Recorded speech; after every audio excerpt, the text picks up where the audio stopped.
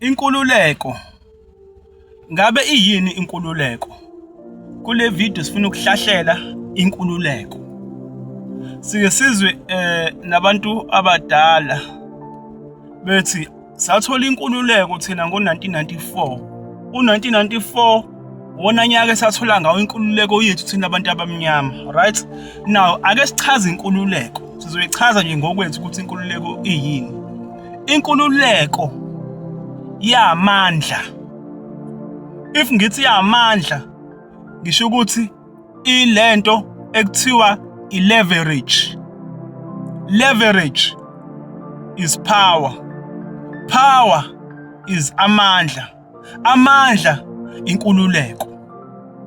Now the question is, le esayithola ngo-1994 iyona yini? Right? Ake ngenze example ukuthi ngisho ukuthini mengithi inkululeko yamandla. Ayikho enye into. Inkululeko nje yamandla. Yabona if uthatha imoto ebank, uye ebank uboleka imoto, ucele imoto bese beya finance ukuthi uthole imoto. Bese i-logbook bayayigcina. Ubani onamandla lapho? Ilaba abagcina i-logbook, ilaba basebank. Uma usuhluleka ukukhokha benze njani? Bayayithatha imali. Bayayithatha imoto, bayayithatha imoto. So awukwazi ukuthi ungathi ukhululekile ngaleyo moto ngobani? Number 1 i-logbook isebank. Number 2 inyanga nenyanga uyakhokha. Mhlambe let's say you are running a business, mhlambe u-Uber, right? Ushayela u-Uber. Kule mali oyenzayo emalini kwa-Uber, enye ingxenye yemali iya ebank.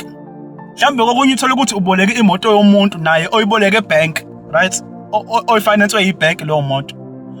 Awukwazi ukuthi ungathi ukhululekile ngoba le moto ohamba ngayo akuyona yakho. Right? Khona umuntu onamandla over wena okuyena umnikazi wemoto. Lo muntu lo mangase athi uyayithatha imoto ngeke ukwazi ukuqhubeka usebenze as u-Uber. Ngeke ukwazi ukuqhubeka uyisebenzisa imoto. Ukuze uthole inkululeko yakho kumele lamandla anawo uwabuyisele kuwena. Kumele lamandla asebank uwabuyisele kuwena ngokuthi uyikhokhele noma uyithenge cash imoto weekend. Unenkululeko ke lapha imoto yakho uzosebenza ngokukhululeka as u-Uber, uzosebenza ngokukhululeka la usebenza khona ngemoto. Ngenze enye example. If uhlala eflatini, you can't say ukuthi unenkululeko. Ngobani? Kumele ukhokhele umnikazi weflat imali njalo ngenyanga. Lo mnikazi weflat unamandla over wena ngoba njalo ngenyanga kumele uzokhothama uzomnika imali uzokhonza.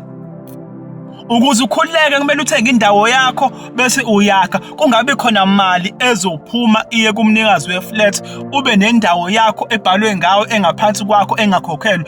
Unenkululeko ke lapho. Ngobani? Unamandla. Amandla akho awaphethe omunye umuntu. Akekho umuntu ono-leverage over you when it comes to indawo. Akekho umuntu one-leverage over you when it comes to imoto. Imoto ibelonga kuwena, umhlaba ubelonga kuwena, indlu ibelonga kuwena. But lezi zinto lezi mekukhona abantu kumele ukuthi uhambe uyokhonza kubona for zona, awunayo inkululeko. These guys have leverage over you. If usebenza enkampanini, ebhizinisini, umuntu one-leverage over you, umnikazi webhizinisi, uyena okutshela ukuthi ngena nini lana, idla nini, uphume nini. Awunayo inkululeko. Inkululeko yamandla. Awunawo lowo mandla wena. Umuntu onamandla ulo okuwumnikazi webhizinisi. Une-leverage over wena. Mefuna ukuthi goduka namhlanje ungagoduka namhlanje. That's why even abanye besebenzisa amandla kubantu abangenawo amandla. Mungenawo amandla awunayo inkululeko. Mungenayo i-leverage awunayo inkululeko. Uthola ukuthi omunye uzolala nomuntu wesifazane engathandi ngenxa yokuthi une-leverage over yena. Ngenxa yokuthi une-leverage over yena. Unamandla over yena. Umuntu menamandla over wena awunayo inkululeko. It's very important as umuntu ukuthi ulwele ukuthi ube namandla. Once waba namandla uzoba nenkululeko. Once waba ne-leverage uzoba nenkululeko. Kodwa uma ungenawo amandla awunayo inkululeko, uma ungenayo i-leverage awunayo inkululeko. Inkosi yakho la ukhona iyinkosi over wena because ine-leverage over wena. Yini i-leverage yayo? Umhlaba. Uyakhonza kuyona, uhlala endaweni yayo. That's leverage over you. Right? Siphinde siqhubeke. Uhulumeni njengoba ekhipha grant labo, ekhipha imali yempesheni, ekhipha imali yeqolo, that is leverage over abantu laba abayiholayo lo grant. Mangasathi uyayivala bangakhala minyembezi. So you can't say ukuthi wena u-free if kusakhona abantu abaningi abane-leverage over you. You must fight as a person if uthi ufuna inkululeko. Uma ufuna inkululeko kumele ufune amandla, kumele ufune i-leverage ukuthi ibuyele kuwe, kungabi khona umuntu ozoba ne-leverage over you. Ngeke uthi unenkululeko kodwa kunabantu abaningi abane-leverage over you. Ngisho umuntu oyi-breadwinner ekhaya une-leverage lowo muntu. Ukubona umuntu uthola ukuthi uzohlala, kakhulukazi abantu besifazane, uthola ukuthi uzohlala emshadweni angasawuthandi. Yindaba na? Ingoba indoda ine-leverage over yona, inemali. Uthola ukuthi amanye amadoda, umuntu osifazane izongafuni ukuthi kube khona into ayenzayo eyayo because ifuna ukuhlala ine-leverage over yena, ifuna ukuhlala inamandla over yena, ifuna ukuthi ihlale iphethe inkululeko yakho. Umuntu uma ephethe amandla akho uphethe inkululeko yakho. That is why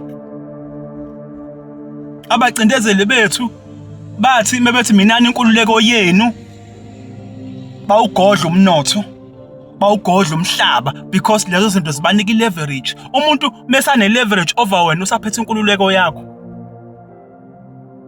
Base bathi freedom. Yendaba si free but dom, ingoba sithi sikhululekile kodwa asinayo i-leverage, asinawo amandla, which is umhlaba, which is umnotho, which is ama-skills. Kodwa thina sithi sinenkululeko. Yiphi inkululeko enikhuluma ngayo? Nisho yiphi inkululeko abantu abadala?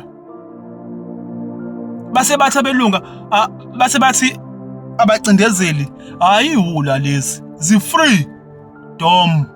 Yabo? Zi-free dom. Ngobani? Babazi bona ukuthi basana i-leverage. Akukakashintshi ukuthi i-leverage isangakubona. That's why ekuseni kusa sigijima sey'nkampanini zabo. Oma bethu ngisho imizimba ingasavuma, amathambo ebuhlungu, bayongqongqoza emajardini bayobasebenzela.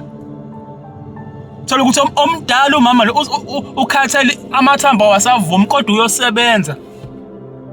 Kodwa thina sesinkululeko leyo. Yini esine-leverage over yona? Yini esinamandla over yona? Ngaphandle kokuxhosha ngokuthi sabalelizwe thina. Ngisho umthetho sisekelo walelizwe uvuma bona, ubanika i-leverage. Ubanika i-leverage. Awukwazi ukuthi ungathi unenkululeko kodwa amandla ungenawo. Uma ufuna inkululeko lwela amandla, angabi khona abantu abazoba ne-leverage over you. I-leverage ukuthi abanye abantu babe namandla, bakuphathele amandla. If bekuphathele amandla abantu bakontrol inkululeko yakho, nawe futhi bayakontrol, futhi nawe futhi bayaku-owna. Yini inkululeko? Ngabe sikhululekile yini? Sicela ukuthi sibambe la. Sabonga kakhulu.